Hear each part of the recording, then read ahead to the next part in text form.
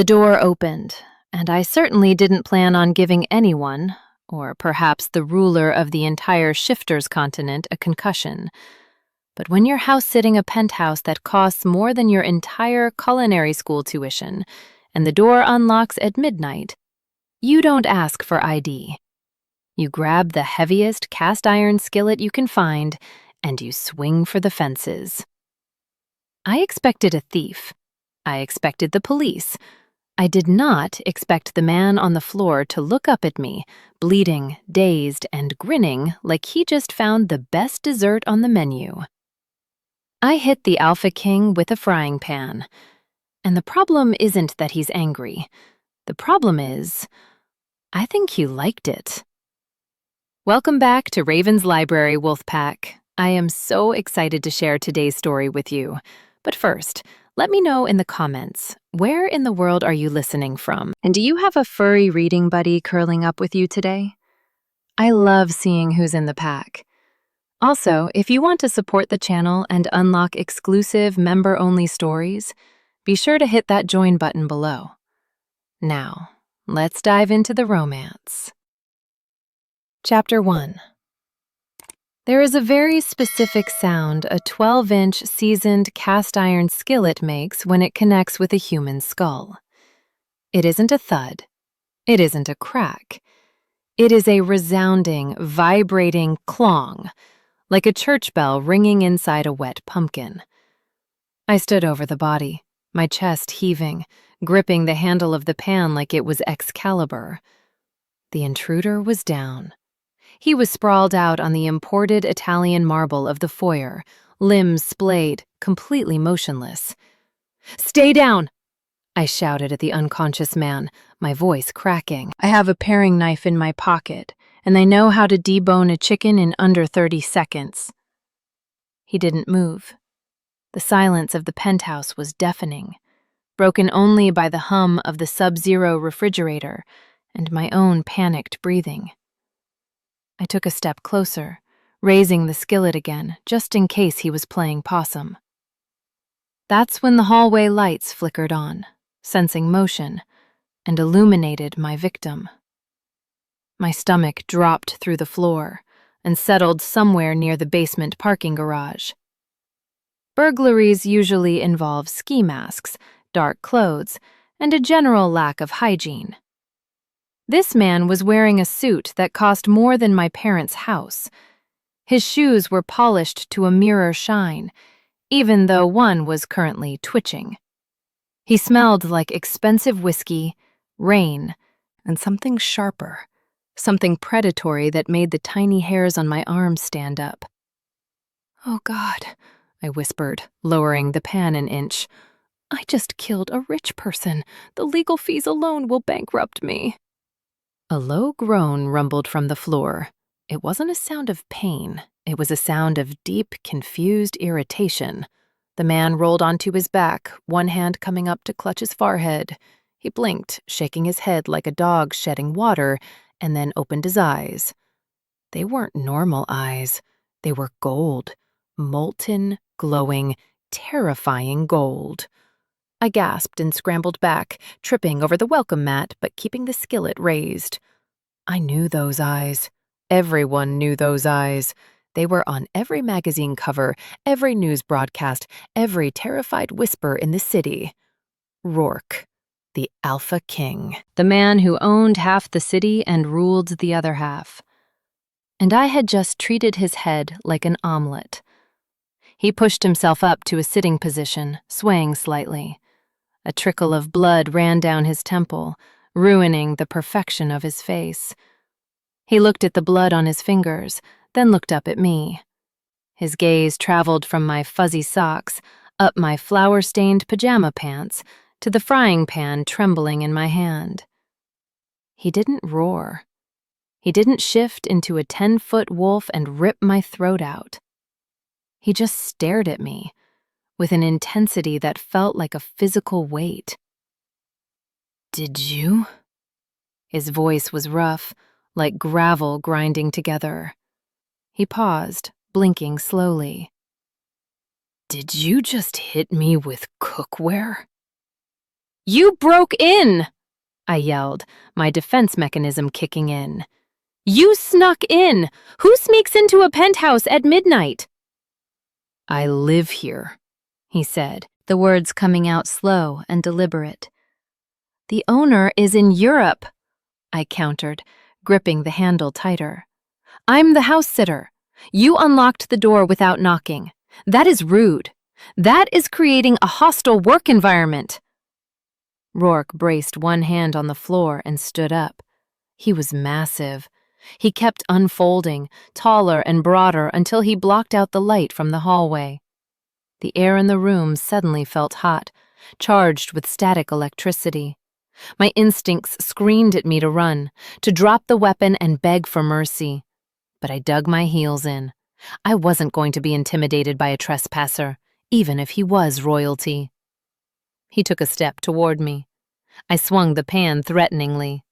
Don't come any closer. I'll do it again. I swear, I'll dent the other side to match. He stopped. A strange expression crossed his face. The corner of his mouth twitched. He wasn't looking at the weapon. He was looking at me. He was looking at me like I was a puzzle he wanted to solve, or perhaps a steak he wanted to devour. You have no idea who I am, do you? He asked softly. I know exactly who you are, I snapped. You're a billionaire with a concussion and a very poor sense of personal space. Now back up or I'm calling the police. The police work for me, he said, taking another step. Then I'll call the tabloids, I threatened. I'll tell them the Alpha King got taken down by a pastry chef with a skillet. How will that look for your stock prices? He froze. The gold in his eyes flared brighter. For a second, I thought I'd gone too far. I thought this was the moment he would snap my neck. Instead, a low rumble started in his chest. It grew louder, shaking his frame, until he threw his head back and laughed. It was a dark, rich sound that wrapped around my spine. A pastry chef, he murmured, looking at me with a terrifying, focused hunger. You hit me because you thought I was a burglar. I was protecting the property, and you're threatening to blackmail me. He took another step, ignoring the heavy iron pan hovering inches from his nose. He was close enough now that I could smell him, cedar and storm clouds. It was intoxicating. I am negotiating my safety, I corrected, trying to keep my voice steady. Put the pan down, little chef, he whispered, leaning down so his face was level with mine. The blood on his temple made him look dangerous, unhinged. You don't need it. I think I do, I whispered back. No, he said, his voice dropping to a growl that vibrated through the floorboards and straight into my chest. You don't. Because if I wanted to hurt you, you'd already be dead. But I don't want to hurt you. He reached out, his large hand wrapping around the barrel of the skillet, covering my fingers. His skin was scorching hot. I want to know, he said, his eyes locking onto mine, exactly what flavor of crazy you have to be to swing iron at a king. Before I could answer, the elevator doors behind him dinged open. 6 men in tactical gear poured into the hallway, eyes wild, scanning for a threat. Alpha, the lead guard shouted, spotting the blood. Secure the room. Target is armed. Roarke didn't look at them. He didn't let go of the pan. He just kept staring at me, a slow, possessive smirk spreading across his face as the guards raised their hands, looking confusedly at my pajamas. Leave us, Roarke commanded without breaking eye contact. But, sir, the guard stammered. She's armed. She assaulted you. I said leave, Roarke growled, the command slamming into the room like a physical blow. The guards froze, terrified. Roarke leaned in closer, his lips brushing my ear. Nobody is leaving until I get an apology, he whispered darkly. Or what? I breathed, my heart hammering against my ribs. Or, he pulled back, his gold eyes dancing with amusement, you make me dinner. Chapter 2. Make you dinner? I repeated, the words feeling heavy and absurd in my mouth. I tightened my grip on the skillet handle, my knuckles turning white. I am not your personal chef. I am an intruder defense system that you failed to bypass. Roarke blinked, his golden eyes sliding out of focus for a fraction of a second before snapping back to me. The blood was still trickling down his temple, a stark crimson line against his tan skin. He looked less like a king and more like a very expensive, very dangerous statue that had been tipped over. I think... He swayed just an inch. I think you owe me an omelet, at a minimum. Sir! The lead guard stepped forward, his tactical boot crunching on the marble. He looked from me to Roarke, clearly torn between shooting the woman holding cookware and helping his boss who was currently listing to the left. We need to get you to medical. That's a head wound. You could have a subdural hematoma. I'm fine. Roarke dismissed him without looking away from me. I'm negotiating. You have a concussion, I blurted out, my chef training kicking in against my will. In the kitchen, safety was paramount. You didn't let someone bleed into the batter. Your pupils are dilated. You're slurring. You're making irrational demands. I am the alpha, he said, the word vibrating with a strange harmonic power that made the glass in the front door rattle. I don't get concussions. Physics doesn't care about your rank, I shouted, taking a step back as the adrenaline started to curdle into pure terror. Cast iron is harder than bone. You need ice, you need stitches, and you need to stop looking at me like I'm the dessert course. The guard took another step toward me, his hand hovering over the taser on his belt. Ma'am, drop the weapon. Now. Don't, Roarke growled. The sound was low, animalistic, and terrifyingly final. The guard froze instantly. Roarke turned his head slowly, wincing as the movement likely spiked the pain in his skull. If you touch her, you're fired. If you scare her, you're fired. If you breathe too loudly in her direction, you're fired. The silence that followed was absolute. I stared at him, bewildered. He was protecting me? The woman who just cracked his skull? Why? I whispered. Roarke looked back at me, and for a second the predatory haze lifted, replaced by genuine curiosity. Because you're the first thing to happen in this penthouse in 5 years that wasn't on a schedule. He took a step toward me, reaching out a hand. Now, about that dinner. As he reached for me, his knees buckled.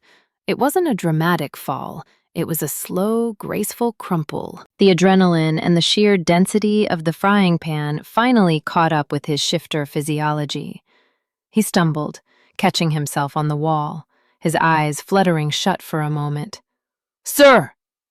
The guards rushed forward, surrounding him, their earpieces buzzing with chatter about Alpha down and medical team inbound. This was it. The window. I didn't think. I didn't rationalize. I didn't wait to see if he was okay. I dropped the cast iron skillet onto the welcome mat with a dull thud, grabbed my tote bag from the floor, and bolted. Wait! I heard Rourke's voice, strained and groggy, echoing from behind the wall of security guards. Get back here! I didn't wait. I hit the elevator button, jamming it repeatedly until the doors slid open. I threw myself inside and hit the lobby button, my heart hammering a frantic rhythm against my ribs. As the doors began to slide shut, I saw through the gap in the guards.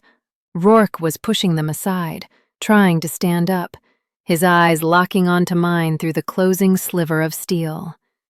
He mouthed one word: "Run."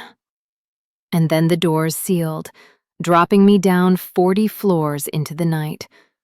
I sprinted through the lobby, past the sleeping doorman who had no idea I had just assaulted a head of state, and burst out into the rainy street. I ran until my lungs burned, until the fancy district was miles behind me, convinced that at any moment a pack of wolves would tackle me to the pavement. 2 days. I had managed to survive 48 hours without being arrested, kidnapped, or executed. I spent those 2 days in a state of hyper-caffeinated paranoia.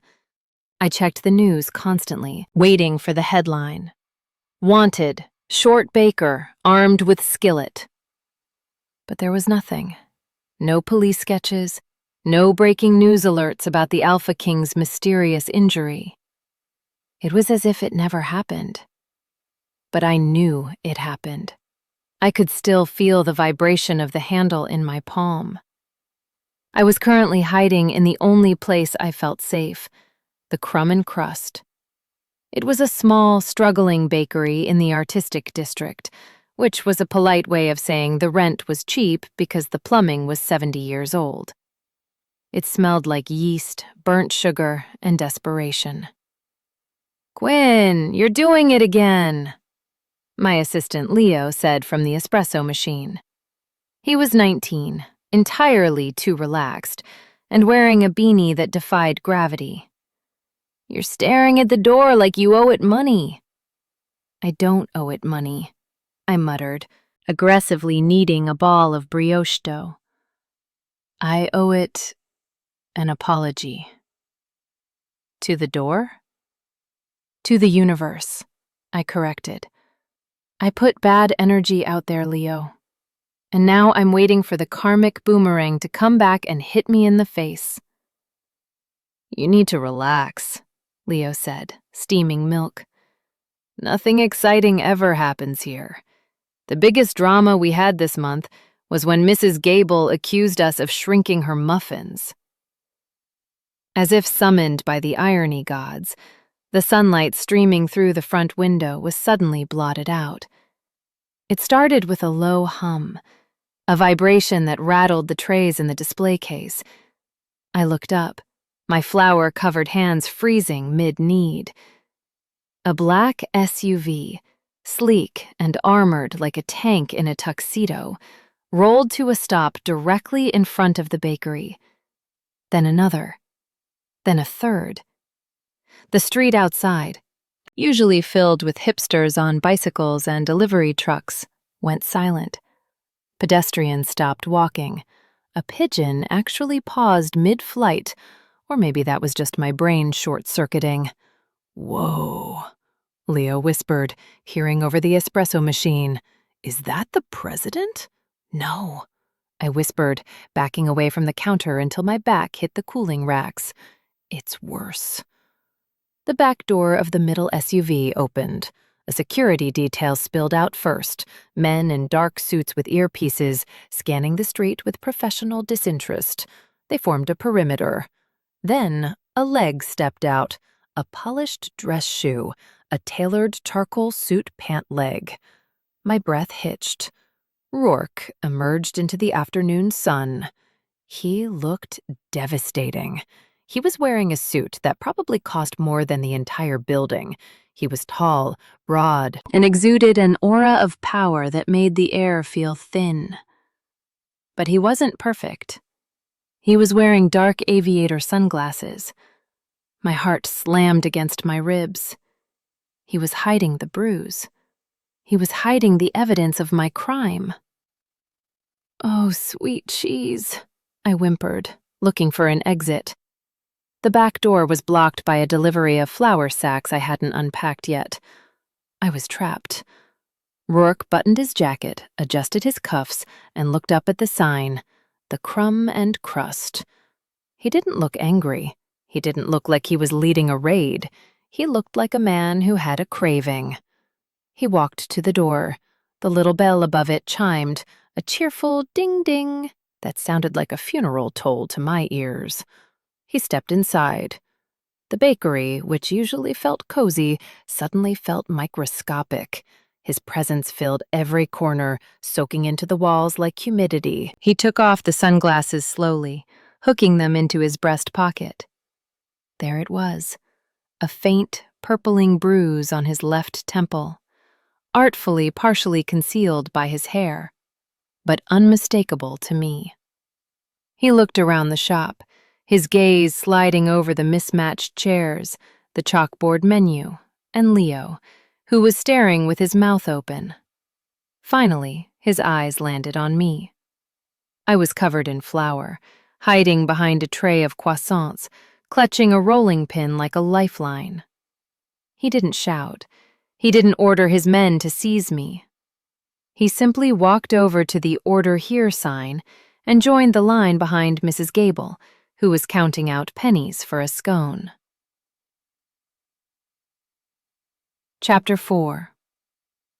The sheer absurdity of the moment made my brain stutter. The Alpha King, the apex predator of the continent, the man who signed treaties with blood and owned skyscrapers, was standing patiently in line behind an 80-year-old woman who was arguing about the price of raisins. He looked wildly out of place. His suit was too sharp, his posture too rigid. He stood with his hands clasped behind his back, staring at the display case with the intensity of a general surveying a battlefield. "Young man," Mrs. Gable said, turning to him. She had no idea who he was. To her, he was just a tall obstruction. "You're blocking the light. Some of us are trying to see the lemon bars." I stopped breathing. I waited for him to snap. I waited for the royal decree.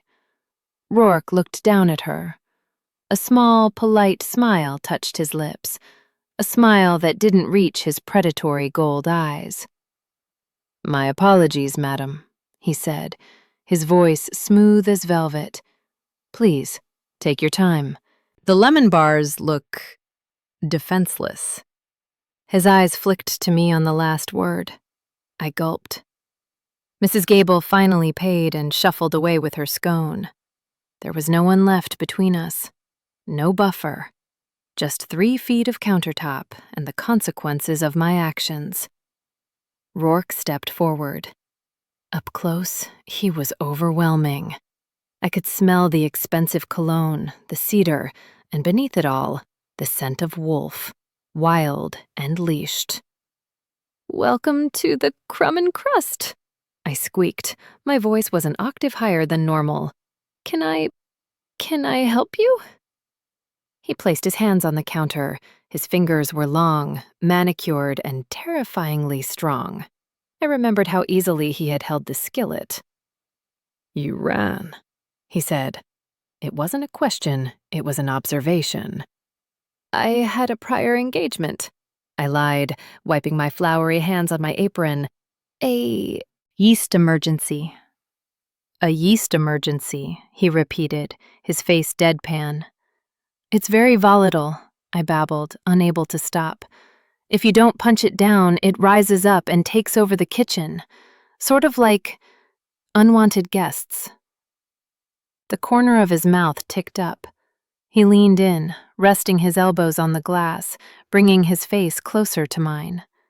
The bruise on his temple was darker up close. "I waited for you, Quinn. I waited 20 minutes on the floor. My security team was very distressed. They wanted to tear the city apart to find you." "Why didn't they?" I whispered. "Because I told them you were a specialist," he murmured. "I told them you were testing my reflexes, and that I failed."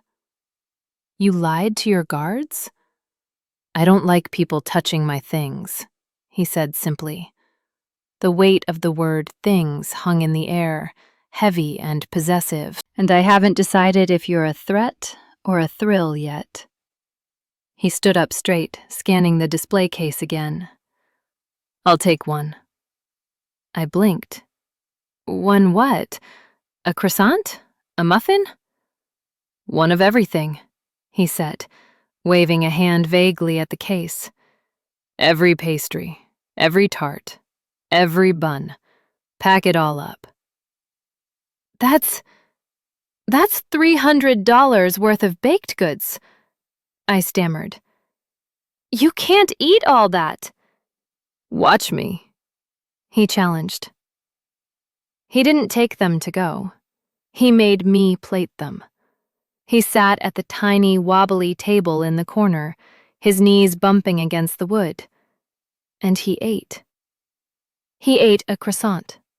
He ate a raspberry Danish. He ate a sticky bun.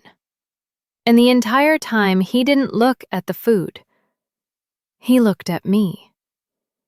He watched me knead dough. He watched me pipe icing. He watched me wipe down the counters. His gaze was physical, a tactile weight that stroked down my spine. It was the most aggressive act of eating I had ever witnessed. Every bite felt like a promise. After an hour, he stood up. He brushed a crumb from his lapel, the only speck of imperfection on him. He walked back to the counter where I was pretending to organize receipts. He reached into his jacket pocket and pulled out a sleek black credit card. He slid it across the counter, along with a white linen napkin he had written on. Keep the change, he said. Consider it a down payment on the medical bills. I didn't agree to pay your medical bills, I protested, staring at the card. It was black titanium. It looked heavy. Oh, I'm not charging you for the bruise, he said, leaning in one last time, his voice dropping to a whisper that made my toes curl. I'm charging you for the insult. He turned and walked out, the bell chiming cheerfully behind him. The SUVs rolled away, leaving the street silent again. I looked down at the napkin. In elegant, sharp handwriting, he had written a phone number and a single sentence. Next time, aim for the shoulder. The head hurts too much to enjoy the view. Chapter 5. I stared at the napkin for a long time. I stared at it until the ink started to blur, and Leo, my assistant, gently pried it from my fingers. He wants you to aim for the shoulder? Leo asked, reading the scrawl with wide eyes. Quinn, what did you do to the Alpha King? Nothing, I lied, snatching the napkin back and shoving it into my apron pocket. It's a metaphor for business. He thinks I aim too high. He just bought out our entire inventory, Leo pointed out, gesturing to the empty display case. I think your aim is fine. I tried to go back to normal. I really did. But normal is hard to achieve when the most powerful shifter in the hemisphere has decided to make you his new hobby. For 3 days, things were quiet. Suspiciously quiet. Roarke didn't return. No black SUVs blocked the street. I started to relax. I convinced myself that the pastry binge was a one-time curiosity, a rich man's whim. Then the letter came. It wasn't slid under the door. It was delivered by a courier in a silk suit who looked like he usually delivered diamonds or subpoenas. He handed me a thick, cream-colored envelope, bowed slightly, and left before I could ask if I was being sued. I tore it open right there at the counter. It was a lease addendum, not of ownership change. The property located at 442 Baker Street has been acquired by Obsidian Holdings. Effective immediately, rent for commercial tenants will be adjusted to reflect current market value. I scanned down to the new figure. My breath hitched. 300%? I screeched. They raised the rent by 300%? That's not a hike. That's an eviction notice with a smile. I didn't call the number on the paper. I was too angry for phones. I grabbed my purse, took off my apron, and marched out the door. The address for Obsidian Holdings was in the financial district, a glass spire that pierced the clouds. I stormed past the receptionist, ignored the security guards who tried to intercept me, and rode the elevator to the top floor. I was fueled by the righteous fury of a small business owner. When the elevator doors opened, I didn't wait to be announced. I walked straight toward the massive double doors at the end of the hall. I threw them open. "Listen here, you corporate vulture! You can't just—" I froze. It wasn't a sterile boardroom. It was a sprawling office with floor-to-ceiling windows overlooking the entire city. And sitting behind a desk made of dark polished wood, looking utterly unbothered, was Roarke. He was reading a file. He didn't look up immediately. He finished the paragraph, closed the folder, and then slowly raised his golden eyes to meet mine. He wasn't wearing sunglasses today.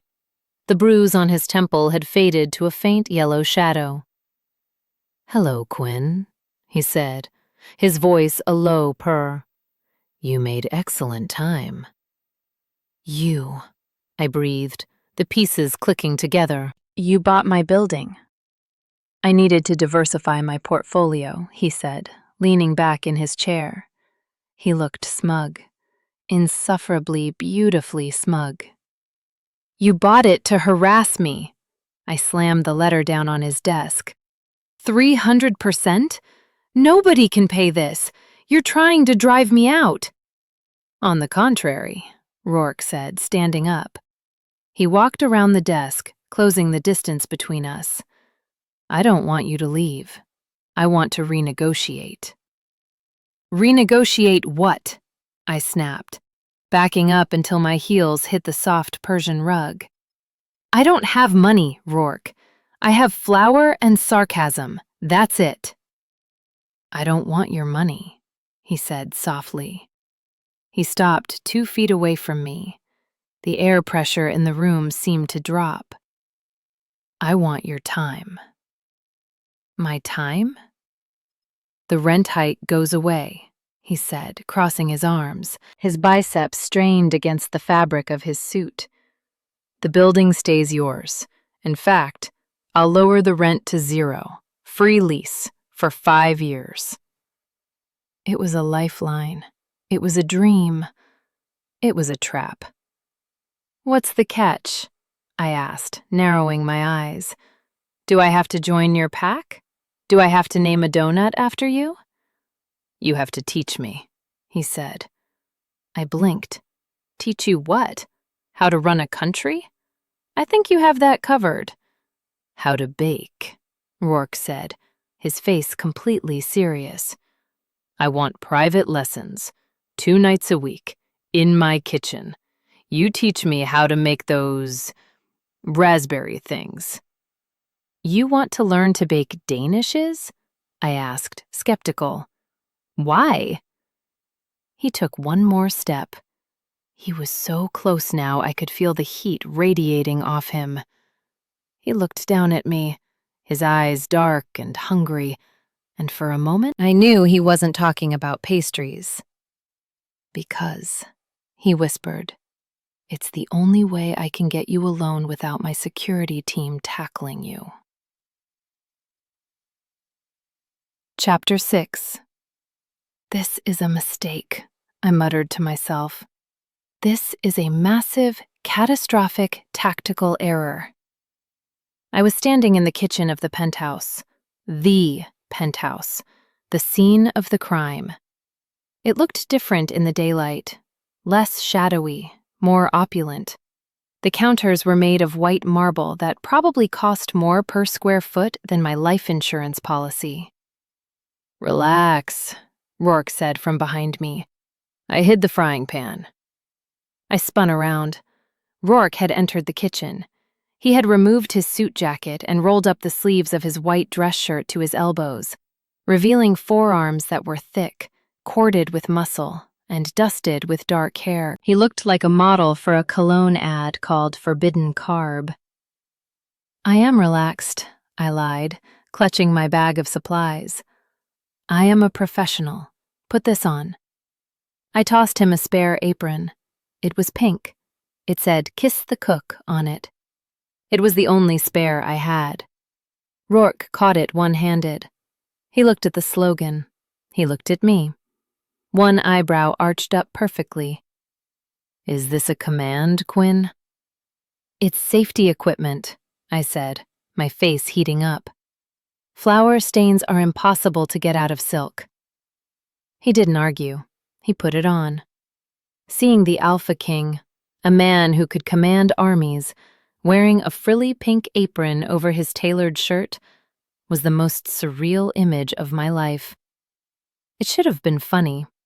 It was funny. But it was also strangely domestic.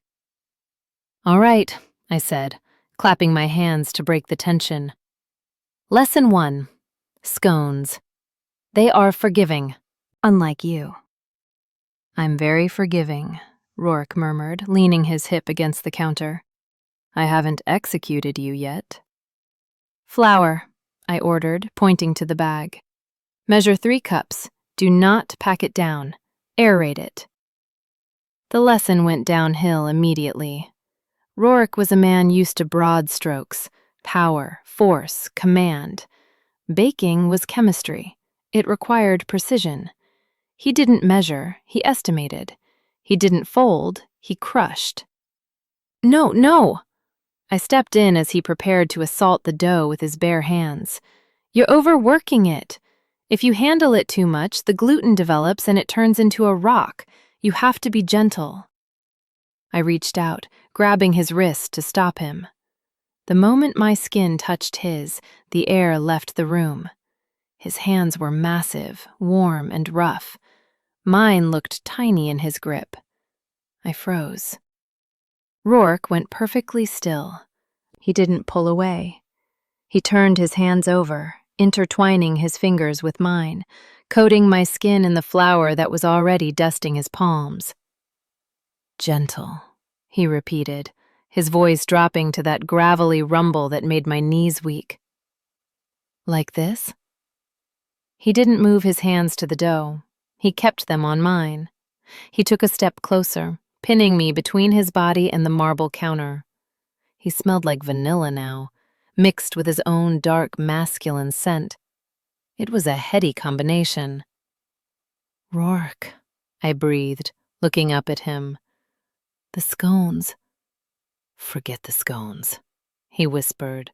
He released one of my hands and reached up, his thumb brushing against my cheekbone. "You have flour on your face." "You put it there," I accused weakly. "Then I should clean it off." He didn't use a towel. He used his thumb, tracing the line of my jaw, moving slow, agonizingly slow. His eyes were locked on my lips. The playfulness was gone. This was the wolf. He was testing me. He was waiting to see if I would run again. My heart was hammering so hard I thought he could hear it. I wanted to run. I wanted to stay. I wanted to hit him with a pan again just to break the tension. "The oven," I squeaked. "It's preheated." Roarke didn't blink. He leaned down, his face inches from mine. I could feel his breath on my lips. "Quinn," he murmured, "do you have any idea how hard it is to let you boss me around?" "I'm the teacher," I whispered. "You're a menace," he corrected gently. Suddenly, a loud pop echoed from the bowl behind us. The bag of flour, which Roarke had clumsily knocked over with his elbow during our staring contest, tipped off the counter and hit the floor. Poof! A white mushroom cloud exploded upwards, engulfing us both. I coughed, waving my hands. Roarke froze, looking down. He was covered. From his black shoes to his dark hair, he looked like a powdered donut. He slowly wiped his eyes. He looked at me. I looked at him. I couldn't help it. I snorted. Then I giggled. Then I was laughing. Full, hysterical belly laughs. The Alpha King, the terrifying ruler, looked like a ghost. Roarke stood there for a second, his expression unreadable. Then, slowly, a grin spread across his face. A real one, boyish and unguarded. "You think this is funny?" he asked softly. "You look—" I gasped for air. "You look ridiculous." "Good," he said, stepping through the white cloud toward me, "because I'm not the only one." He reached for the bag of sugar. "Roarke, don't you dare!" I shrieked, backing away. "Class is dismissed," he growled playfully. "Now it's war." Chapter 7. The war, unfortunately, did not stay in the kitchen.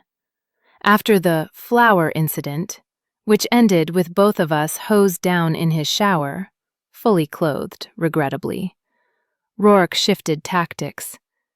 He decided that if he couldn't own me, he would upgrade me. It started small.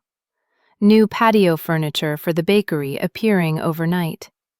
Then a delivery of rare Madagascan vanilla beans that cost more than my car. Then an industrial-grade Italian espresso machine that required a PhD to operate. "Quinn," Leo said on Thursday morning, staring at the delivery men hauling in a gold-plated mixer. "I think your boyfriend is trying to buy your love with appliances." "He is not my boyfriend," I hissed, signing the delivery slip aggressively. "He is a guilt-ridden billionaire trying to assuage his conscience because I gave him a concussion." "Right," Leo said dryly, "because men usually send $5,000 mixers to women who assault them. It's a classic courtship ritual." I couldn't send it back. I tried. The delivery guys said their orders were install or death. I kept the mixer. I named it the bribe. But the gifts were just the prelude. The real problem was the presents. Roarke started spending his mornings at the bakery. He didn't just buy pastries anymore. He set up a mobile office at the corner table. He brought his laptop. He took conference calls with foreign dignitaries while eating my blueberry muffins. He became a fixture. A very large, very scary fixture. Customers were terrified. Business actually slowed down because people were afraid to walk past the Alpha King to get a bagel. "You have to stop," I told him on Friday, slamming a coffee down on his table. "You're scaring the regulars. Mrs. Gable is afraid to come in because she thinks you're going to tax her pension." Roarke looked up from his laptop. "I'm increasing your property value." "You're loitering," I argued. "Don't you have a kingdom to run? A war to start? A ribbon to cut?" "I'm working," he said calmly, "and I like the smell here." He looked at me, his eyes dropping to my lips. "It's sweet." Before I could retort, the door chimed. A man walked in. He wasn't a regular. He was a tourist, young, fit, and clearly a shifter, though from a different pack. He didn't notice Roarke in the corner. He only noticed me. I put on my customer service smile. "Hi, what can I get you?" The guy leaned on the counter, giving me a slow, appreciative up and down look. "Well, I see a lot of things I'd like," he said, his voice dropping to a smooth flirt. "But I guess I'll start with coffee. Unless you're on the menu?" It was a harmless, cheesy line. I rolled my eyes, ready to shut him down with a witty comeback. I never got the chance. A sound tore through the bakery. It wasn't a word. It wasn't a shout. It was a growl. It started low, like an earthquake deep underground, and rose into a vibrating snarl that rattled the espresso cups in their saucers. The air in the room instantly turned ice cold. The tourist froze. The color drained from his face. He slowly turned his head toward the corner. Roarke was standing. The laptop was forgotten. He wasn't looking at the tourist. He was looking through him. His golden eyes were blazing with a feral, terrifying light. His lips were pulled back slightly, revealing the tips of his canines. He didn't speak. He didn't have to. The message was primal, broadcast on a frequency that every predator understood instinctively. Mine. The tourist swallowed hard. He looked at me, then back at the monster in the corner suit. The guy stammered, backing away from the counter. I forgot my wallet. In my car. In the next state. He turned and bolted out the door so fast he nearly took the hinges with him. Silence descended on the bakery. Leo was hiding behind the coffee grinder. I stood frozen, my heart pounding in my throat, not from fear, but from a sudden confusing rush of heat that flooded my veins. Roarke didn't sit back down. He walked toward the counter, his movements fluid and stalking. The growl had stopped, but the energy was still crackling around him. He stopped in front of me. He placed his hands on the glass, leaning in until we were nose to nose. His pupils were blown wide, swallowing the gold. "Roarke," I whispered, my voice trembling. "You just chased away a paying customer." "He wasn't hungry," Roarke said, his voice rough, stripped of all civilization. "He was hunting." "And what are you doing?" I asked, breathless. Roarke reached out, gripping my chin gently but firmly, tilting my head back so I couldn't look away. "Marking," he rasped. Chapter 8. "Marking?" I squeaked, trying to pull back, but his grip on my chin was absolute. It wasn't painful, just firm enough to remind me that I could hit him with all the cookware in the world, and he'd still be the one in charge. "You can't just mark people, Roarke. This is a bakery, not a fire hydrant." Roarke blinked, the golden fire in his eyes slowly dimming back to a simmering human hazel. He released my chin, his thumb brushing my lower lip in a parting caress that made my knees feel like unbaked dough. "He was looking at you," Roarke stated, as if that explained everything. I corrected his vision. "You terrified him," I argued, trying to restart my heart. "That was a potential Yelp review walking out the door." "I'll write you a review," Roarke countered smoothly, straightening his tie. 5 stars. Excellent service. Highly aggressive management." Before I could throw a bagel at him, the door chimed again. But this time, the atmosphere didn't shift toward fear. It shifted toward judgment. A woman walked in. She was stunning in that terrifying high-maintenance way. She wore a cream pantsuit that cost more than my entire culinary education, and her hair was so perfectly coiffed, it looked like it had been legally mandated to sit that way. I recognized her immediately from the tabloids. Lady Celestia Thorne, the daughter of the Northern Alpha, the woman everyone expected Roarke to marry. She paused in the doorway, her nose scrunching slightly as she took in the smell of yeast and coffee. She looked at the mismatched chairs. She looked at Leo, who was trying to become invisible behind the espresso machine. And then she looked at Roarke. "Roarke," she purred, walking toward us.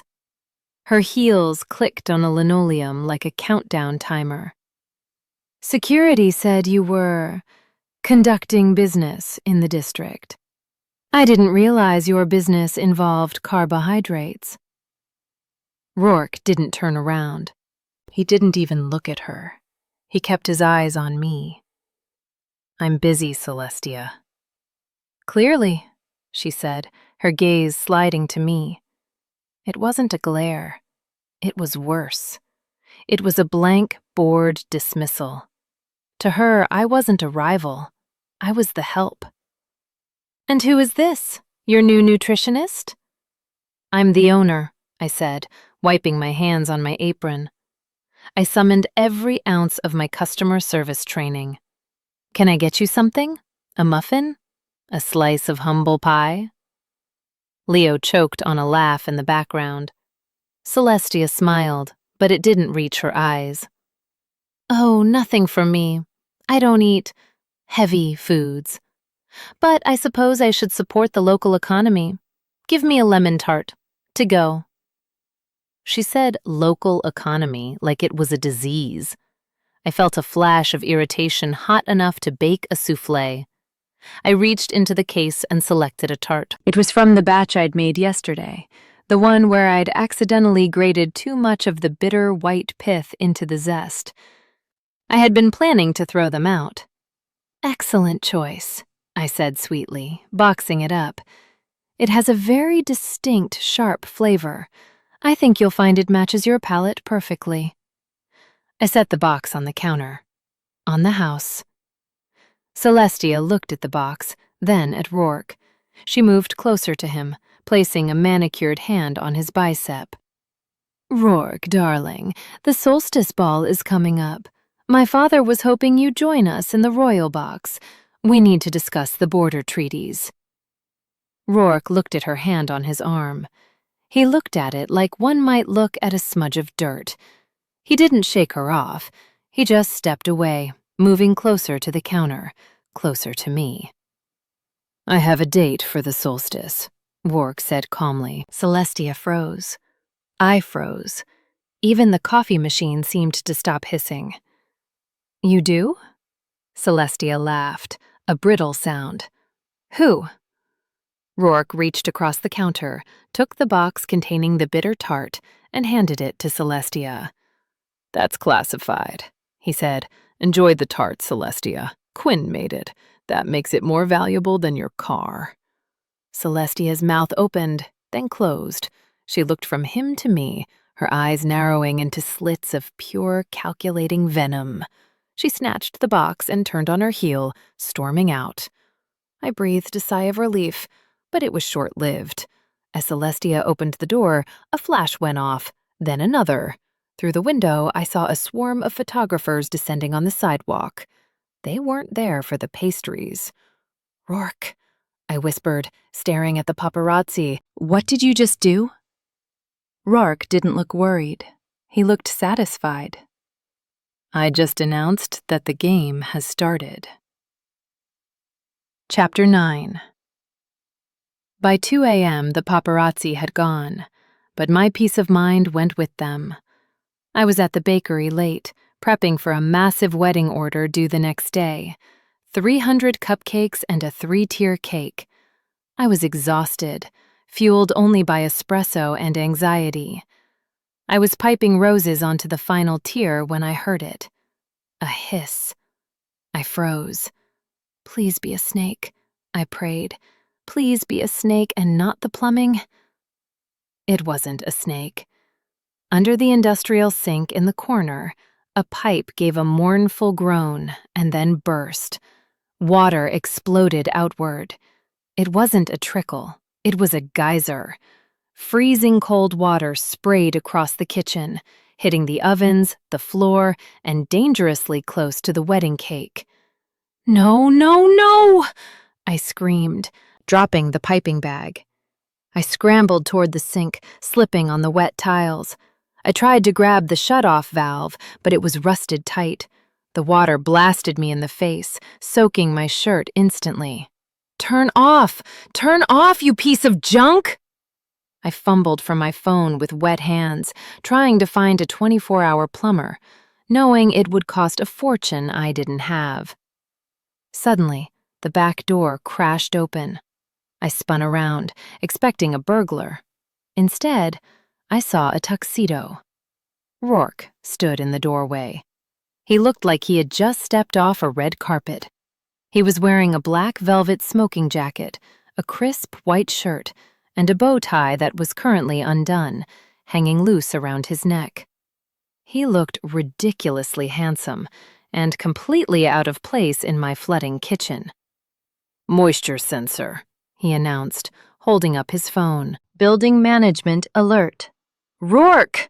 I yelled over the sound of spraying water. "Do something! The cake!" He didn't hesitate. He didn't ask questions.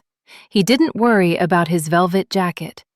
He strode across the slippery floor, dropped to his knees in the puddle of dirty water, and shoved his hands under the sink. His muscles bulged against the expensive fabric as he gripped the rusted valve. With a grunt of exertion that was entirely too attractive, he wrenched it. The metal screeched. The water stopped instantly. Silence fell over the kitchen, save for the rhythmic drip-drip of water falling from my nose. Roarke stayed on his knees for a moment, breathing heavily. He was soaked. His pants were ruined. His hair was plastered to his forehead. He looked up at me, water dripping from his eyelashes. "Are you all right?" he asked. "Me?" I stared at him. "Look at you. You're wearing a tuxedo in a swamp. That jacket probably costs more than my kidneys." He stood up, shaking the water off his hands like a dog. "It's just clothes, Quinn. Is the cake safe?" He walked over to the prep table, inspecting the wedding cake with intense seriousness. "The frosting is intact. Structural integrity holding." I slumped against the counter, the adrenaline crashing. Thank God. If that cake got ruined, I'd have to leave the country. Bridezillas are scarier than alphas. "Debatable," Roarke murmured. He looked at me, taking in my shivering form. "You're freezing." He shrugged off his wet velvet jacket. Underneath, his white dress shirt was soaked transparent, clinging to his chest and abs like a second skin. I tried very hard not to stare. I failed. "We need to clean this up," he said, rolling up his sleeves. "Grab a mop." "You are not mopping," I said, horrified. "You are the king." "I am currently a plumber," he corrected, grabbing the mop bucket. "And you have a deadline." We worked in silence for an hour. He mopped, I dried. Then, because the disaster had set me back, he stayed to help. Watching the Alpha King try to pipe icing onto a cupcake was the most agonizing and adorable thing I had ever seen. He held the piping bag like a grenade. "It's too delicate," he grumbled, crushing a sugar flower. "Why is it so fragile?" "Because it represents love," I said sleepily, leaning against his shoulder to guide his hand. "It's sweet, and it breaks easily." He went still. I realized I was leaning on him. I realized his body heat was soaking into me, warming my shivering bones. It was 3:30 a.m. The world outside didn't exist. It was just the smell of vanilla, the hum of the refrigerator, and the solid, safe weight of him. "Love isn't fragile," he whispered, turning his head so his nose brushed my hair. "Not the real kind. The real kind is like cast iron. You can beat the hell out of it and it just gets stronger." I didn't have a comeback for that. I was too tired. I closed my eyes, just for a second. "Okay," I mumbled. "Just 5 minutes." I slid down to the floor mats. Roarke sat beside me. He pulled me into his lap, wrapping his arms around me to shield me from the cold. I should have pushed him away. I should have run. Instead, I buried my face in his wet shirt and fell asleep. Chapter 10. Waking up was a sensory experience. First, there was the smell. Not yeast or sugar, but cedar, rain, and warm skin. It was the best thing I had ever smelled. Then there was the heat. I was wrapped in something solid and heavy, like a weighted blanket that breathed.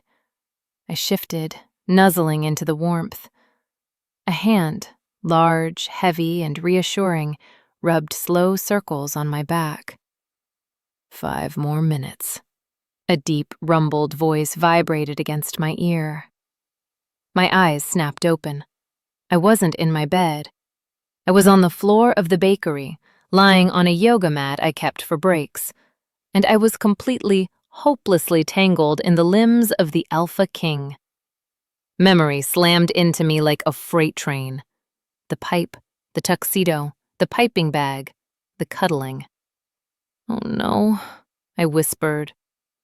Roarke tightened his grip, pulling me closer. He was still asleep, his face buried in the crook of my neck. He looked younger like this, softer, the lines of command smoothed out. For a terrifying second, I let myself want it. I let myself imagine waking up like this every day. No rent hikes, no lonely nights. Just this impossible man who fixed my plumbing and ate my burnt croissants. Then reality kicked down the door. He was a king. I was a baker. Celestia Thorne was right. I wasn't a partner. I was a novelty, a flavor of the month. Eventually, he would get bored of the feisty commoner act and go back to his tower, and I would be left here with a broken heart and a business I couldn't afford. I scrambled backward, kicking his shin in my panic. "Get off!"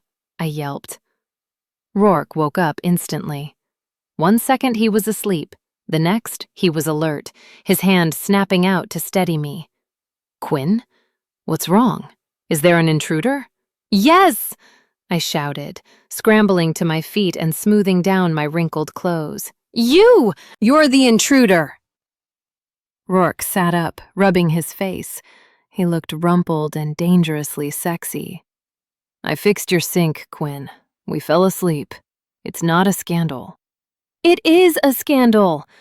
I paced the small kitchen. "You have to leave, right now. The sun is up. People will see you."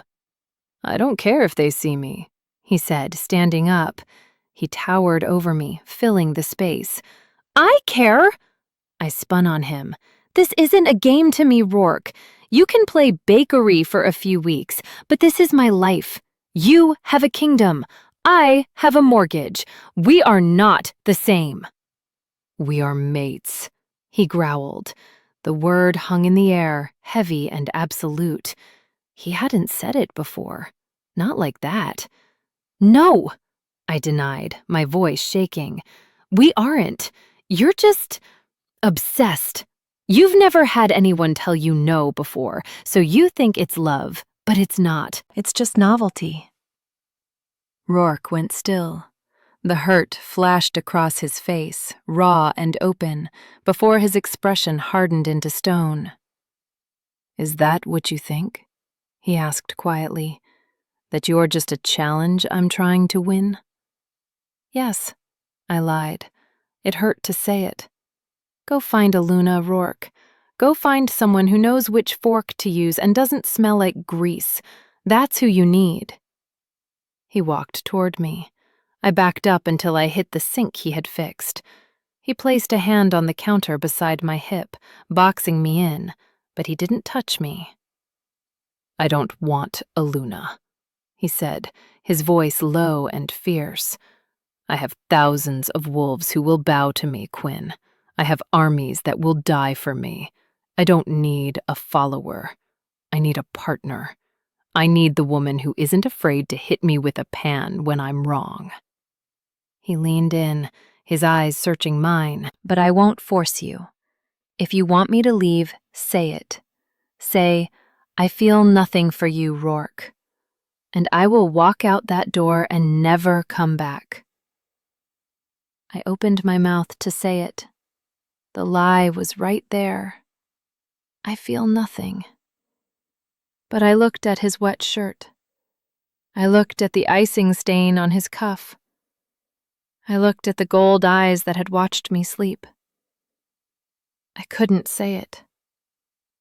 I faltered. I need you to go. Please. It wasn't a denial. It was a plea for self-preservation. Roarke stared at me for a long moment. He understood. He nodded once, a sharp jerk of his head. Fine, he said.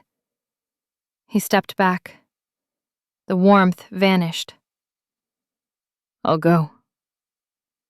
He grabbed his ruined velvet jacket and walked out the back door without looking back. I slumped against the counter, burying my face in my hands, trying not to cry. You did the right thing, Quinn, I told myself. You saved yourself. 10 minutes later, there was a knock at the front door.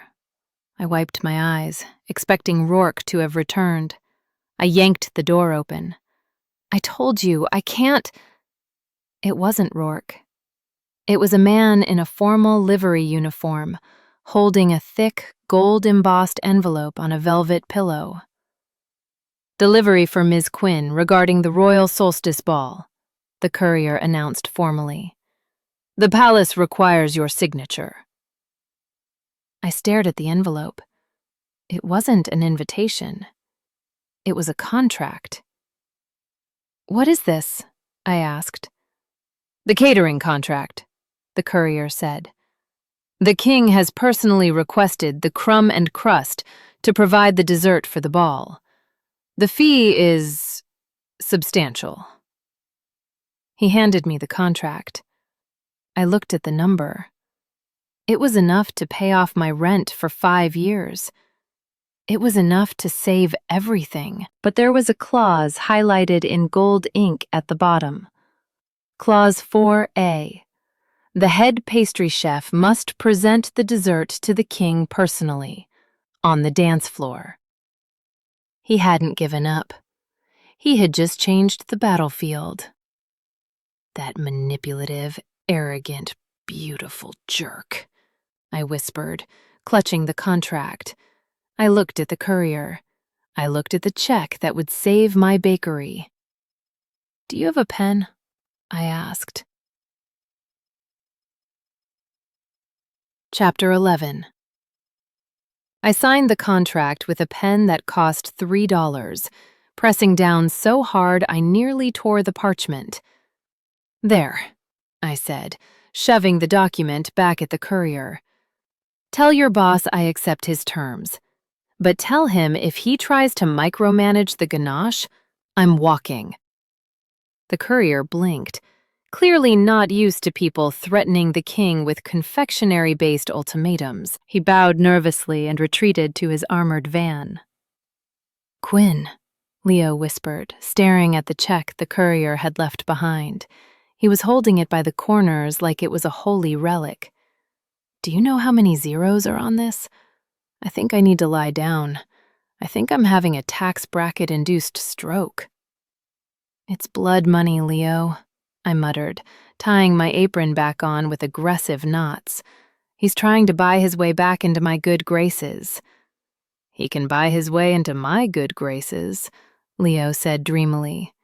He can buy my graces a condo in the Bahamas. It's a trap, I insisted, grabbing a rolling pin. He knows I can't refuse the money because of the rent hike, which he orchestrated, by the way. He created the problem so he could sell me the solution. It's classic Machiavellian tactics. It's emotional racketeering. I spent the next 3 days in a state of baking-induced fugue. I channeled every ounce of my frustration into the menu. Oh, he wanted dessert? I was going to give him dessert. I was going to make pastries so complex, so decadent, and so technically difficult that he would choke on his own regret. I decided on a croquembouche tower, 4 feet tall, spun sugar cages, profiteroles filled with crème diplomate, infused with the rarest vanilla and a hint of bourbon. It was a structural nightmare. It was a masterpiece. But as the days ticked by, the silence from the palace was deafening. Roarke didn't call. He didn't text. No black SUVs idled outside the shop. The bakery felt strangely empty without his looming, expensive presence in the corner. "He's respecting your boundaries," Leo pointed out on Tuesday, watching me glare at the empty corner table. "You told him to go away." "I know," I snapped. "So why does it feel like he's plotting something?" "Because he's an alpha," Leo said, stealing a macaron. "They don't retreat. They reload." By the time the day of the solstice ball arrived, my nerves were frayed to the point of snapping. We packed the van with military precision. The coquembouche was secured in a climate-controlled box that I strapped in with more care than I would a human child. "Okay," I said, checking my reflection in the rearview mirror. I looked tired. My hair was in a messy bun, and I had a smudge of flour on my chin that refused to wipe off. We go in, we set up the tower, we wait for the signal. I present the dessert, I do not make eye contact, and we leave. "And the dancing?" Leo asked, reading the contract copy on his phone. "Clause 4A? Must present on the dance floor?" "I'll waltz with the cake cart," I grumbled, starting the engine. If he thinks I'm going to swoon just because he's wearing a crown, he's got another concussion coming. But deep down, as I merged onto the highway toward the glittering spires of the Royal District, I knew I was lying. I wasn't afraid I'd swoon. I was afraid that when I saw him, surrounded by his court and his power, I wouldn't want to leave. Chapter 12. The palace service entrance was larger than my entire apartment building. Security was tighter than an airport. They scanned the van, they scanned the flour, and one very serious guard actually waved a wand over the profiteroles to check for explosives. "Clear," the guard grunted, waving us through the massive steel gates. We were ushered into the royal kitchens. If my bakery was a rowboat, this place was an aircraft carrier. It was a gleaming labyrinth of stainless steel, populated by 50 chefs in tall white hats, moving with terrified efficiency. "Don't get in the way!" the head chef screamed, running past us with a tray of roasted pheasant. "The king is in a mood. If the sauce separates, heads will roll." "Great," I muttered to Leo. "He's grumpy. That bodes well." We found our assigned station in the pastry corner. I began the delicate process of assembling the tower, gluing the choux buns together with hot caramel. It required surgical focus. I blocked out the noise, the heat, and the overwhelming scent of roasting meat. "Ms. Quinn?" I jumped, nearly dropping a spun sugar cage. A severe-looking woman with a headset and a clipboard was standing behind me. "Yes?" "The king has requested your presence in the staging area in 20 minutes for the presentation," she said, looking me up and down with mild distaste. "However, your current attire is unsuitable for the ballroom." I looked down at my flour-stained apron and comfortable sneakers. "I'm a chef. This is what we wear." "Not in front of the cameras," she sniffed. "Guests are in formal wear. You cannot walk onto the dance floor looking like the help." "I am the help," I argued. "That's literally what you're paying me for." "There is a dressing room prepared for you down the hall," she interrupted, pointing a manicured finger. "There is a package inside. Please change. You have 15 minutes. She marched away before I could argue. "Go," Leo said, shooing me. "I'll finish the caramel drizzle. Go see what ridiculous gown he bought you. I bet it's pink. I bet it has sequins." I grumbled all the way to the dressing room. I expected a Cinderella moment, A corset, a ball gown, something designed to make me look like a pretty little doll for his arm. I was ready to hate it. I was ready to storm out and wear my dirty apron out of spite. I opened the door. There was a long garment bag hanging on the rack. A note was pinned to it in that familiar, sharp handwriting. I don't want a princess. I want the chef. M. I unzipped the bag. It wasn't a dress. It was a chef's coat. But it was unlike any coat I had ever seen. It was cut from blindingly white silk, tailored to nip in at the waist. The buttons weren't plastic. They were gold, embossed with the royal wolf crest. The trousers were sleek, black, and high-waisted, made of a fabric that moved like water. It was professional. It was commanding. It was a uniform, elevated to the status of royalty. I touched the silk, my throat tightening. He hadn't tried to change me. He hadn't tried to force me into his world's mold.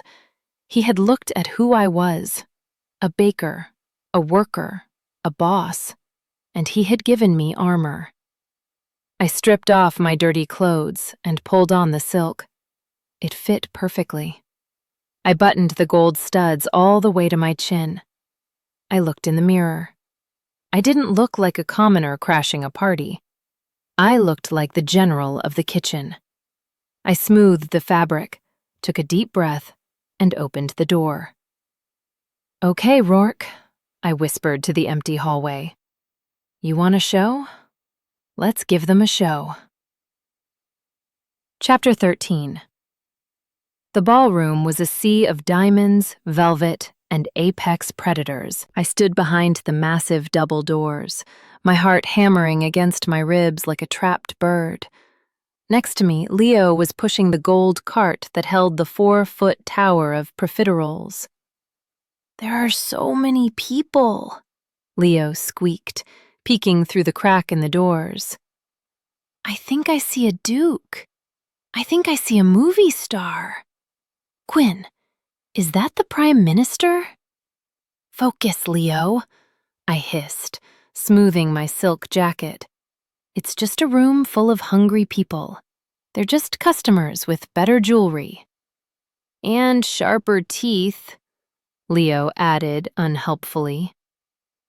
Inside the ballroom, the music was a polite orchestral swell. The air smelled of expensive perfume and ozone, the scent of hundreds of powerful shifters in one enclosed space. At the far end of the room, on a raised dais, sat the Alpha King.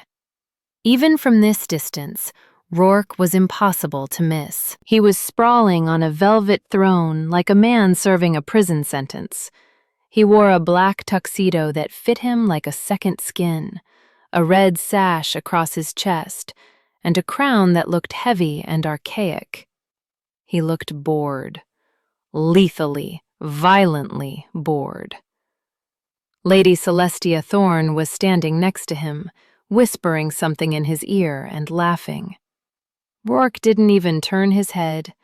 He was staring at the floor, twirling a champagne flute with dangerous agitation. Then, the Master of Ceremonies tapped his microphone. "Lords and ladies," the voice boomed, "presenting the royal dessert. Crafted by the renowned pastry chef, Ms. Quinn of the Crumb and Crust." The double doors swung open. The conversation died instantly. All heads turned toward us.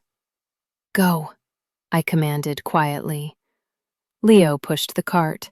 I walked beside it. Walking into that room felt like walking into a lion's den wearing a steak necklace. The silence was heavy. Hundreds of eyes tracked us. I could hear the whispers starting. Who is she? Is that a chef's coat? Why is she wearing gold buttons? Isn't that the human girl from the rumors? I kept my chin high. I fixed my eyes on the dais. I didn't look at the crowd. I looked at the king. Roarke hadn't moved when the doors opened, but the moment I stepped across the threshold, He froze. He stopped twirling the glass. His head snapped up. He didn't see me yet. I was too far away. But he smelled me. I saw his nostrils flare. I saw the boredom vanish from his face, replaced by a sudden, intense focus that made the hair on my arms stand up. He stood up. The movement was so abrupt that Celestia stumbled back. The music faltered. You didn't just stand up when the king was seated. Roarke ignored the protocol. He ignored the court. He stepped down from the dais, his golden eyes locking onto me across the expanse of the polished dance floor. He started walking toward me. The crowd parted like the Red Sea. They scrambled to get out of his way. He wasn't walking like a host greeting a guest. He was walking like a wolf closing in on its mate. I stopped the cart in the center of the room. My hands were shaking, but I clasped them behind my back. Roarke didn't stop until he was 3 feet away. He loomed over me, blocking out the light, blocking out the crowd. He looked at the silk jacket. He looked at the gold buttons. He looked at my face. A slow, devastating smile spread across his lips. "Hello, burglar," he said, his voice low enough that only I could hear it, yet heavy enough to carry the weight of the crown. "Your Majesty," I replied, forcing my voice to be steady. "Delivery for the crown." "I see that," he murmured. He didn't look at the pastry tower. "You wore the jacket." "It fits," I said. "Thank you." "I wanted everyone to know," he said, taking a step closer, invading my personal space in front of 1,000 witnesses. "Know what?" I breathed. "That you don't belong to the kitchen," he whispered, reaching out to brush a stray lock of hair from my forehead. "You belong to the king." Suddenly, a sharp, clattering sound broke the moment.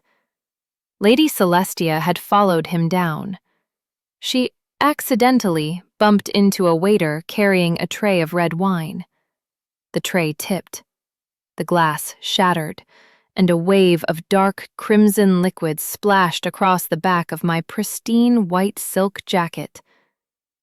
The room gasped. I froze. The cold wetness soaked through the silk instantly. I stood there, ruined. The symbol of my professionalism, the armor he had given me, was stained red. I heard Celestia's mock apologetic voice behind me. "Oh dear, how clumsy. But really, staff shouldn't be on the dance floor anyway." I closed my eyes, waiting for the humiliation to hit, waiting for security to usher me out. Then I heard a sound that stopped my heart. Roarke growled. It wasn't the playful growl from the bakery. It was a sound of pure, unadulterated violence. The room went deathly silent. I opened my eyes. Roarke wasn't looking at me anymore. He was looking over my shoulder at Celestia. His eyes were glowing so bright they looked like molten coins. "Give me a napkin," he commanded. The waiter, trembling, handed him a white linen cloth. Roarke turned back to me. The rage in his eyes vanished, replaced by a terrifying tenderness. "Turn around," he whispered. "Roarke, don't," I hissed. "Everyone is watching. Just let me go." "Turn around." I turned, and then, in front of the press, the nobility, and the cameras, the Alpha King dropped to his knees. Chapter 14. The sound of a collective gasp in a room with fantastic acoustics is a terrifying thing. It sounded like all the oxygen had been sucked out of the ballroom by a giant vacuum. I stared down at the top of Roarke's head. His dark hair was gleaming under the chandeliers. He was on one knee, on the floor, at my feet. The Alpha King, the man who owned skyscrapers and commanded armies, was kneeling in a puddle of spilled Cabernet Sauvignon, holding a linen napkin. "Roarke," I hissed, my voice vibrating with panic. "Get up. You look insane. You are ruining your suit." "Stay still," he commanded softly. He didn't scrub. He didn't wipe frantically. He pressed the white linen against the back of my silk jacket with gentle, deliberate pressure, absorbing the wine. His large hand was warm against my lower back, the heat seeping through the ruined fabric and branding my skin. The intimacy of it was staggering. He wasn't just cleaning a stain. He was tending to a wound. "Roarke, darling." Celestia's voice wavered somewhere behind me.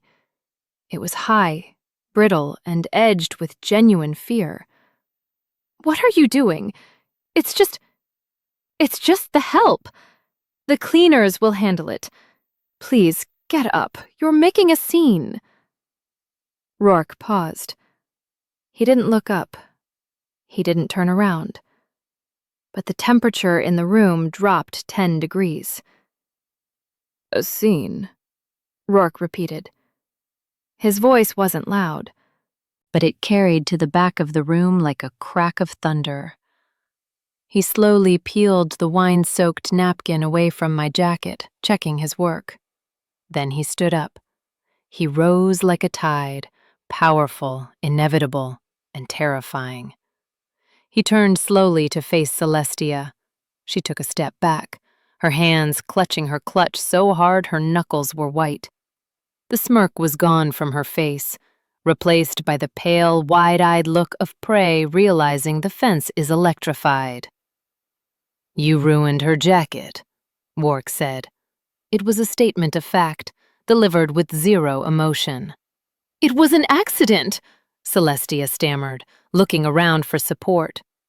The crowd looked away. Nobody was going to jump in front of this train. "I tripped. And besides, it's just a uniform. I'll buy her a new one. I'll buy her 10. "It is not a uniform," Roarke growled, stepping closer to her. "It is my crest. She wears my colors." He held up the stained napkin, letting it drop to the floor at Celestia's feet. It landed with a soft plap that echoed in the silence. "You stained my colors, Celestia," he said, his voice dropping to a lethal whisper. "And you did it to humiliate the only person in this room who actually works for a living." "Roarke, please," she whispered, tears of embarrassment welling up. "It's just a baker." "She is the chef," he corrected, "and as of this moment, she is under royal protection." He turned his back on her.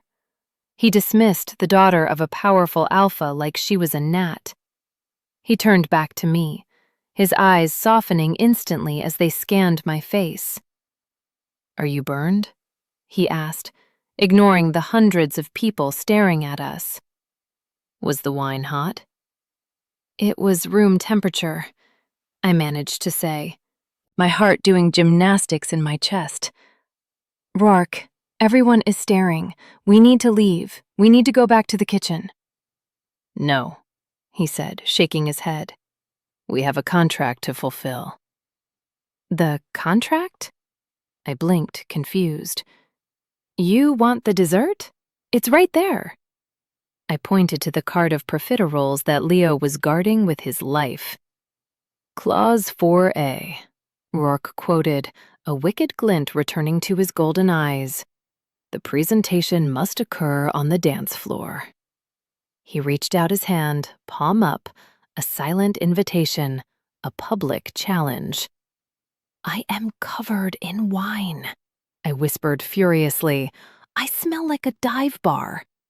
"You smell like vanilla and trouble," he countered. "Dance with me, Quinn, or I'm going to kneel again, and next time, I'll stay there until you say yes. Chapter 15. I looked at his hand. It was broad, calloused, and steady. I looked at his face.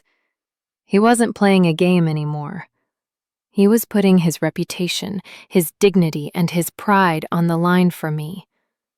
If I walked away now, I would save face, but I would break him. I took a deep breath, squared my shoulders, and placed my hand in his. "If you step on my toes," I warned, "I'm charging extra." Roarke's fingers closed around mine, warm and possessive. He pulled me in. Deal. He signaled the orchestra with a sharp nod. The strings swelled into a waltz, something sweeping and romantic that felt entirely at odds with the fact that I was wearing sneakers and a wine-stained jacket. Roarke placed his other hand on my waist, right over the damp silk. He didn't flinch at the wetness. He pulled me flush against him, destroying the polite distance required for a ballroom dance. We began to move. I expected to be clumsy. I expected to trip. But Roarke was a force of nature. He didn't just lead, he carried the momentum. He guided me through the turns with effortless strength, making me feel like I was floating. The crowd blurred into a wash of color. The whispers faded. It was just the two of us, spinning in the center of the world. "You're surprisingly light on your feet," I murmured, looking up at him. "For a man who usually just sits on a throne and glares." "I have many hidden talents," Roarke replied, his eyes locked on mine. "I'm also excellent at dishwashing, and I make a terrible plumber." I laughed.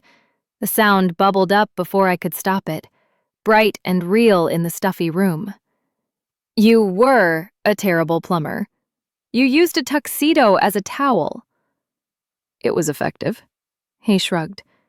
He spun me out and pulled me back in, the motion dipping me slightly. "Quinn?" "Yes?" "They're terrified of you," he said, nodding vaguely toward the perimeter of the room. I glanced over his shoulder. He was right. The dukes and duchesses were watching us with wide, fearful eyes. They weren't looking at the stain anymore. They were looking at the way the king was holding the baker.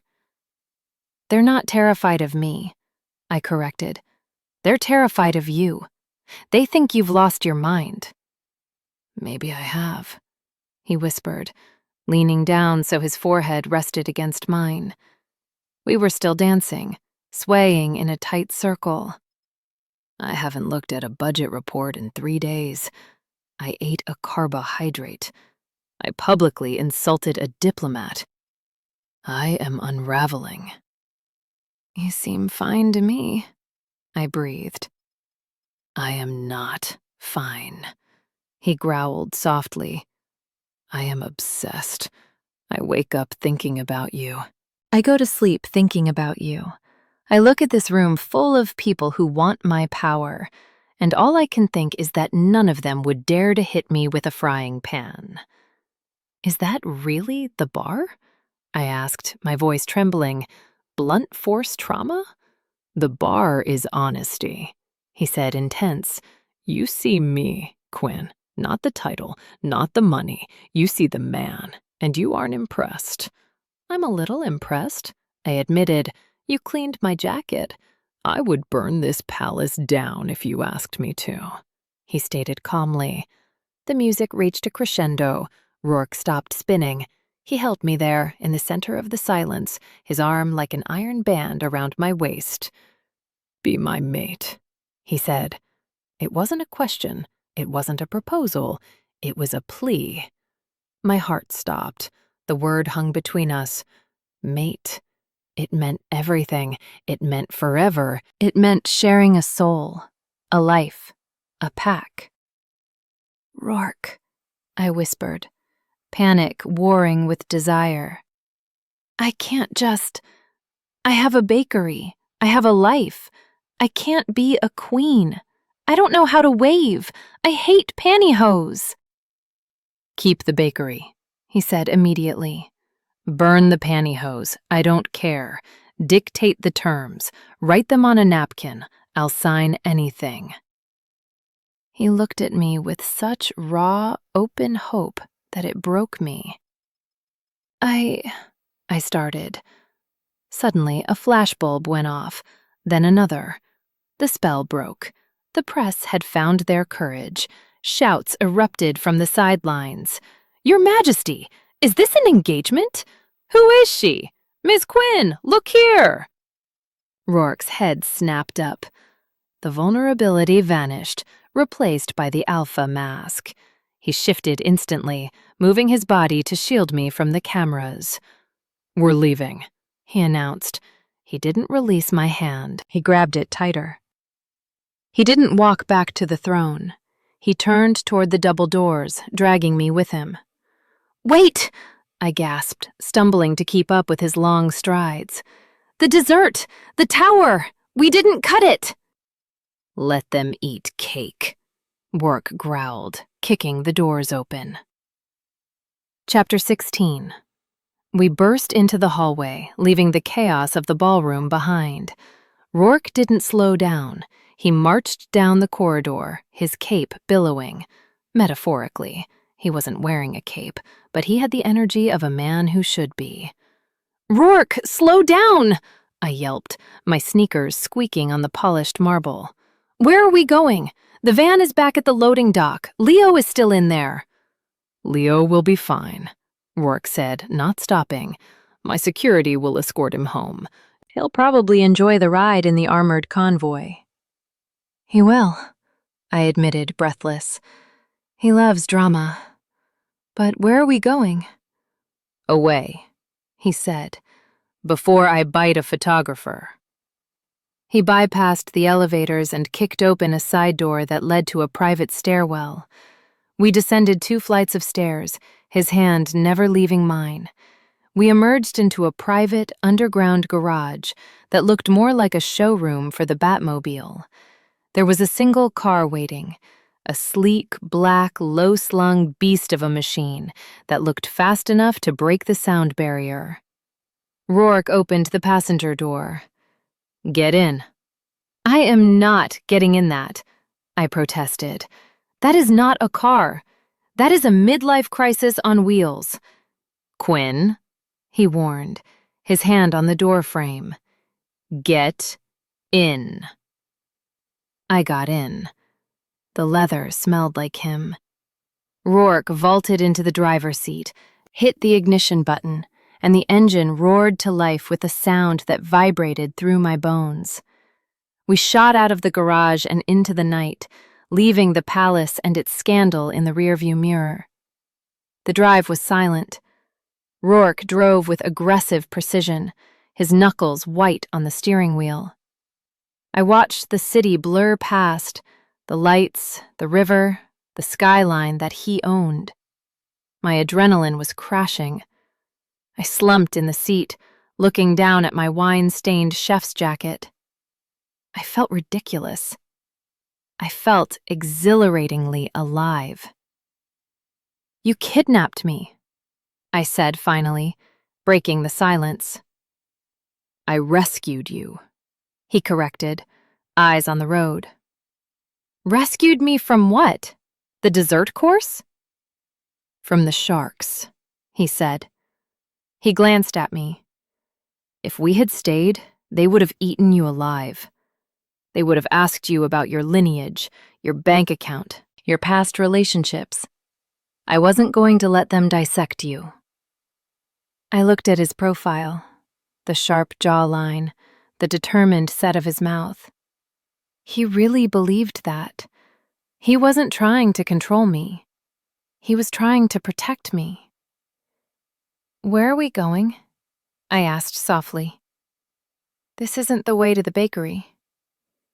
"We aren't going to the bakery," he said. "The press is already camping out there. If you go home tonight, you won't sleep." "Then where?" Roarke signaled a turn. We headed toward the skyline. toward the tallest building in the city. "The penthouse," he said. The scene of the crime? I asked, raising an eyebrow. Are you taking me back to the place where I assaulted you? "It seems appropriate," he murmured, "since we have unfinished business." He pulled the car into the private garage of the obsidian tower. He killed the engine. The silence returned, heavy and thick with unsaid things. He didn't open his door. He turned in his seat to face me. The dashboard lights cast shadows across his face, highlighting the gold in his eyes. "You didn't answer me," he said quietly. Answer what? "In the ballroom," he said. "I asked you to be my mate. You didn't say no." I didn't say yes either, I whispered. "But you didn't say no," he repeated. He reached out, his hand hovering over my cheek before he dropped it, as if afraid to touch me now that the adrenaline was gone. "Quinn, I am done playing games. I am done buying pastries I don't eat just to see you. I want you here with me." I can't just be your queen, Roarke, I said, my voice shaking. I'm not cut out for it. I throw pans, I yell, I get flour in my hair. "I will embarrass you. You will ground me," he corrected. "I don't need a statue. I need you." He reached into his pocket and pulled out a folded piece of paper. It was wrinkled. It was stained with grease. It was the napkin from the first day. What is that? I asked. "The terms," he said. He handed me a pen, a cheap plastic Bic pen he must have stolen from my bakery. "Write it down," he commanded softly. "Everything you want, every condition, every demand. If you want the bakery, write it. If you want weekends off, write it. If you want me to abdicate and move to a farm, write it." I took the pen. I looked at the napkin. I looked at him. "You're serious," I breathed. "Deadly," he said. "Write your treaty, Quinn, because once you sign it, I'm never letting you go." I hesitated. Then, slowly, I pressed the pen to the napkin. "First condition," I said aloud, writing as I spoke. "I drive." Roarke blinked. "What?" "This car," I said, looking up at him with a grin. "I get to drive it." Roarke stared at me. Then a slow, wicked smile spread across his face. "Done," he said. "What else?" "Oh," I said, leaning back against the leather seat. "I'm just getting started." Chapter 17. The plastic pen scratched loudly against the grease-stained linen napkin. It was, without a doubt, the most unprofessional legal document in the history of the monarchy. Item 3, I muttered, pressing the napkin against the dashboard to steady my hand. The bakery remains an independent entity. You do not buy it. You do not optimize it. You do not send corporate consultants in suits to tell me my profit margins on muffins are inefficient. Roarke watched me write, his arm draped over the steering wheel, his eyes tracing the movement of the pen with terrifying intensity. "Agreed," he said immediately. "I prefer your muffins inefficient." Item 4, I continued, my handwriting getting smaller as I ran out of white space. No royal duties on Sundays. Sundays are for testing recipes and wearing sweatpants. If you try to put me in a tiara before noon on a Sunday, I will abdicate. "I can ban tiaras on Sundays," Roarke murmured. He reached out, his finger tracing the line of my jaw. "Anything else?" I'm not done. I swatted his hand away, though my heart rate spiked. Item 5, Domestic labor. Roarke blinked. I have staff for that. Not in my house, I said, looking him dead in the eye. If you stay at my apartment, or if we are whatever this is, you pull your weight. That means you do the dishes. Manually, with a sponge. No calling the royal cleaning crew. A slow, disbelief-filled smile spread across his face. You want the Alpha King to scrub plates? It builds character, I said primly, and it keeps you humble. Do we have a deal? Roarke leaned across the center console. The leather creaked. He took the pen from my hand and tossed it onto the dashboard. Then he took the napkin, folded it reverently, and slid it into his tuxedo pocket, right over his heart. We have a deal, he whispered. Now stop writing. I want to take you upstairs. The elevator ride to the penthouse was the longest 40 seconds of my life. We stood side by side, not touching, but the air between us was so thick with tension, it felt like we were underwater. I watched the numbers climb, 10, 20, 30, feeling the weight of the night pressing down on me. I wasn't just going up to an apartment. I was going up to a life I wasn't sure I fit into. The doors slid open. The foyer was exactly as I remembered it from the night of the crime. The imported marble, the modern art, the spot on the floor where he had fallen. I walked to the center of the room and stopped, staring at the floor. This is where it happened, I said softly. The spot where I almost killed you. Roarke walked up behind me. He didn't stop until his chest brushed my back. He wrapped his arms around my waist, pulling me back against him, burying his face in the crook of my neck. Best headache of my life, he murmured against my skin. I gave you a concussion, Roarke. You gave me a challenge, he corrected. He turned me around in his arms, his hands sliding up to cut my face. The playfulness vanished from his eyes, replaced by a raw, naked hunger. I spent centuries being bored, Quinn. Everyone says yes to me. Everyone bows. Then you came out of the dark with a frying pan and told me to get out. He leaned his forehead against mine. I knew right then.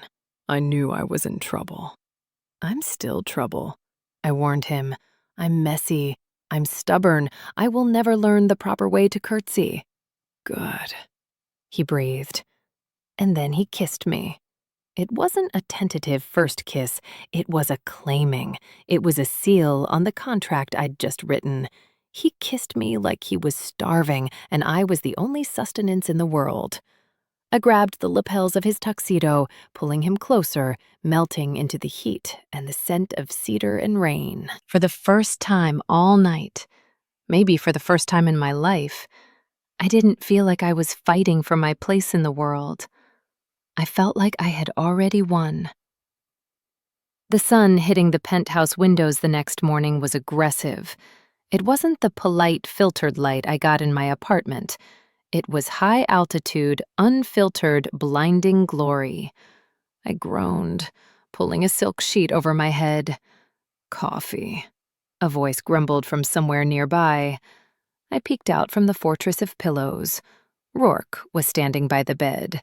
He was wearing gray sweatpants and nothing else. The sight was distracting. He held a mug in his hand, looking at it with deep suspicion. I made it, he announced. I used the machine. It made angry noises, but brown liquid came out. I sat up, taking the mug. I took a sip. It was terrible. It tasted like burnt rubber and good intentions. It's delicious, I lied, smiling at him.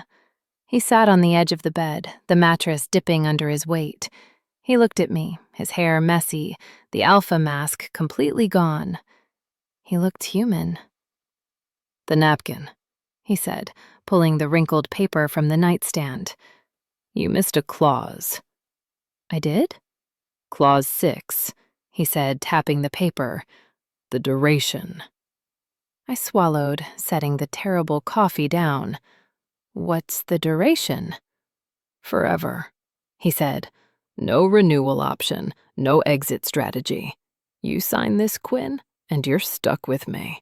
You're stuck with the press, the politics, the bad coffee, and the occasional concussion. He handed me the pen again. I looked at the man who had knelt in wine for me. I looked at the man who was willing to wash dishes just to be in my kitchen. I took the pen. I didn't hesitate. I scrawled my name across the bottom of the grease-stained napkin. Signed, I whispered. Roarke took the napkin. He didn't smile. He looked relieved, as if he had genuinely been afraid I would run. Good, he said. He stood up and walked to the massive floor-to-ceiling curtains that covered the far wall. Because we have an audience.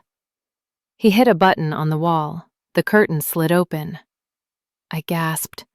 Down below, 40 stories down, the streets surrounding the tower were packed. It wasn't just paparazzi anymore. It was thousands of people. News vans, helicopters circling in the distance, crowds pressing against the barricades.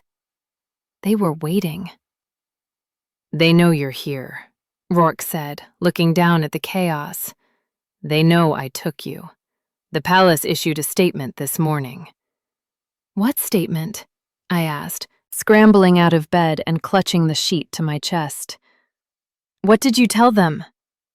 Roarke turned back to me, his silhouette framed by the morning light and the city he ruled.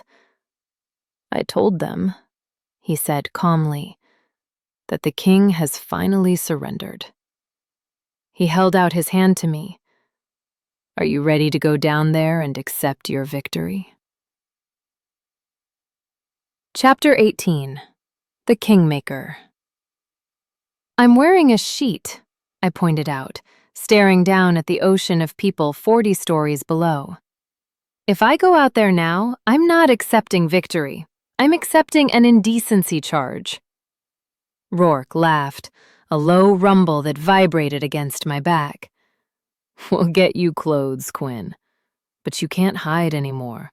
You signed the napkin. You're legal. I looked at the crowd. I saw the signs. Long live the chef. Show us the skillet. It was absurd. It was terrifying. It was my life now. I took a deep breath, released the death grip I had on the silk sheet, and turned back to the man who had turned my quiet, flower-dusted existence into a national event. Okay, I said, squeezing his hand. Let's go. But if anyone asks, I'm driving. 7 months later. Order up. 2 lattes, oat milk, extra hot, 1 bear claw, and for the love of all that is holy, someone stop the alpha from eating the inventory. I slammed a tray of fresh croissants onto the counter of the Crumb and Crust, wiping sweat from my forehead. The bakery was absolute chaos. It had been chaos for 6 months straight.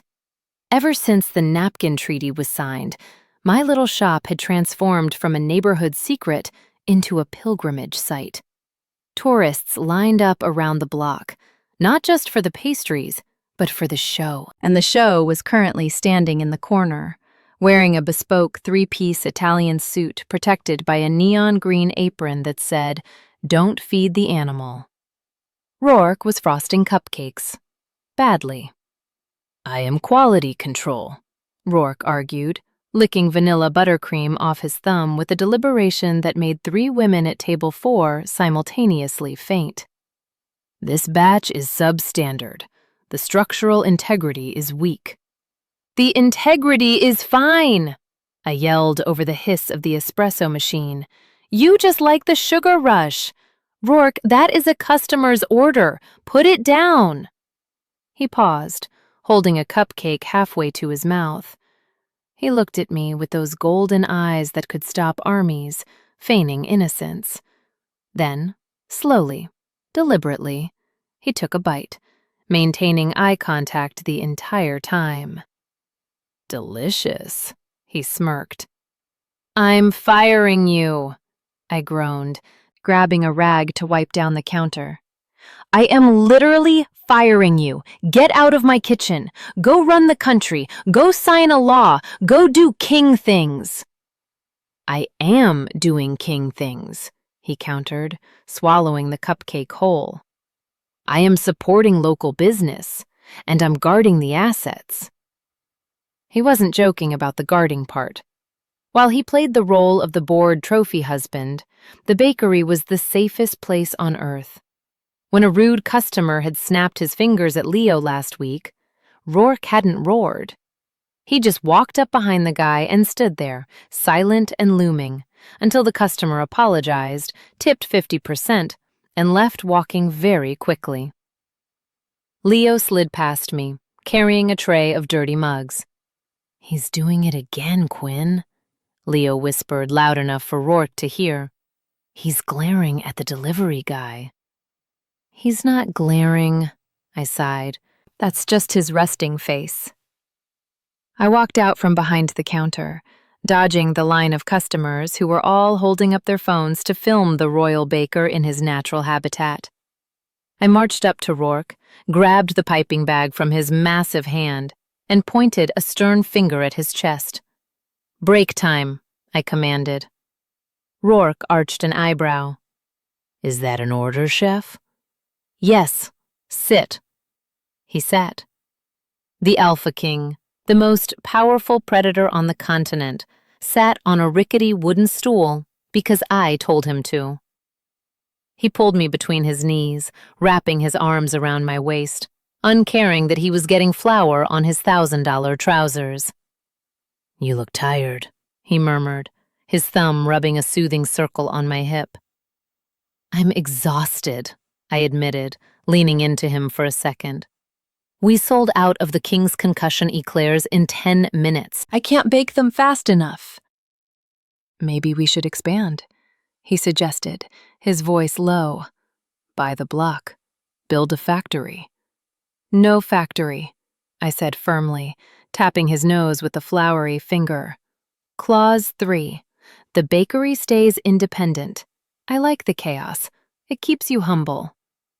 He chuckled, capturing my hand and kissing the flour off my knuckles. "I am very humble." "Liar." "I am," he insisted. "I'm letting you drive the Aston Martin tonight." "You're letting me drive it because you lost the bet about the sourdough starter," I reminded him. He grinned, that devastating boyish grin that he only ever showed to me. The crowd snapped photos, the flashes popping like distant fireworks, but he didn't look at them. He only saw me. "Quinn," he whispered, leaning in so his forehead rested against mine. "Happy anniversary." "It's been 6 months. Roarke, that's not an anniversary." "It is," he said. "It's been 6 months since you didn't run away." I softened, the stress of the lunch rush melting away. "I'm not running anywhere, Wolf. I have a contract and a very expensive car to drive." "Good." He kissed me, quick and hard, a promise sealed in sugar and possessiveness. "Now get back to work. I need another cupcake." I rolled my eyes and pulled away, swatting his shoulder. "Pay for it first." As I turned back to the counter, ready to face the horde of customers, my eyes drifted to the wall behind the register, the place of honor. There were no awards there, no diplomas, no newspaper clippings. Instead, mounted inside a velvet-lined shadow box with museum-quality glass, was a heavy, black, well-seasoned, cast-iron skillet. It had a small dent on the bottom edge. Beneath it, a gold plaque gleamed under the bakery lights, bearing the inscription Roarke had commissioned himself. "The Kingmaker. In case of emergency, break glass. Property of the Queen." I smiled at the weapon that started a war and ended with a wedding. I grabbed a fresh tray of dough, winked at my husband, and got back to work. Quick favor, don't go anywhere yet. If you loved the frying pan drama, this next story is even wilder. Her pug literally pees on the Alpha King's Italian shoes, and instead of raging, he smirks and asks if she's marking her territory. It's pure chaos. Click the video on your screen right now to watch Bad Dog. Do it!